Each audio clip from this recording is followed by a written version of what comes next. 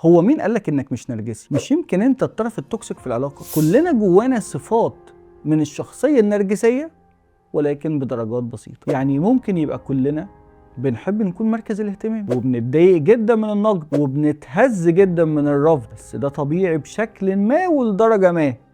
احنا عمرنا ما كنا ملايكة. بس المشكلة هنا برضو ان احنا بقينا نستخدم كلمة نرجسي نوصم بيها اي حد احنا اختلفنا معاه. شريكك قالك كلمة وجعتك يبقى نرجسي طبعا. حد عمل حاجة مش على مزاجك يبقى امسك نرجسي. حد ينادي على حقوق الانسان. طب هو فعلا نرجسي؟ احب اقولك ان هو لو فعلا نرجسي مش هتقدر تكتشف ده بدري خالص، لان هو مش هيديك فرصة انك تكتشف. الفرق بين الشخص الطبيعي والشخص النرجسي 3 حاجات: النية، التكرار، التأثير. النية هنا عبارة عن ان الشخص الطبيعي ممكن يغلط لكن بيرجع يصلح، عنده ضمير وبيحس بألم الآخرين وبيحاول يتفادى الإيذاء. ولكن الشخصية النرجسية هو بيكون ناوي ومقتنع ومتعمد ان هو يأذيك ويقلب عليك الترابيزة في أي نقاش. تاني حاجة التكرار، نفس الغلط ونفس اللعب بس كل مرة بحجة شكل. انت اللي كبرت الموضوع،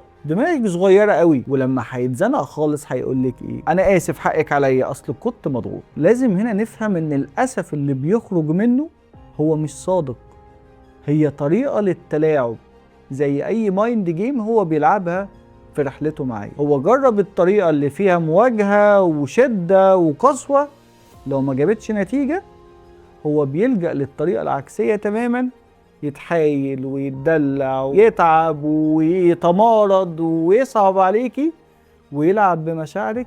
المهم في النهاية ياخد اللي هو عايزه. آخر نقطة في ال3 كانت التأثير. العلاقة مع النرجسي تأثيرها قوي جدا عليك، دايما هيسيبك تايه وحاسس انك غلطان وبتبقى مش عارف انت غلطت في ايه. أقل كلمة من أي شخص بتحس بيها انك متهم ودايما مضطر تدافع وتبرر، مع انك انسان طبيعي وتصرفاتك طبيعية ومنطقية جدا. مش كل تصرف غلط معناه ان الشخص اللي قدامك هو نرجسي، لكن لو العلاقة بقت فيها ألم نفسي وصراع جواك كتير لازم تسأل نفسك، هل دي علاقة آمنة ولا علاقة بتاكل من روحك؟ ولو حسيت انك مش قادر تحط حدود او تحمي نفسك من الاذى اللي واقع عليك او مش قادر تفهم ايه اللي بيحصل حواليك، في يوتوبيا هنقدر نساعدك ان احنا نفهم طبيعة العلاقات اللي بتدور حواليك ونساعدك بشكل كبير تتجنب الاذى اللي بيقع عليك من الناس المسيئين في حياتك.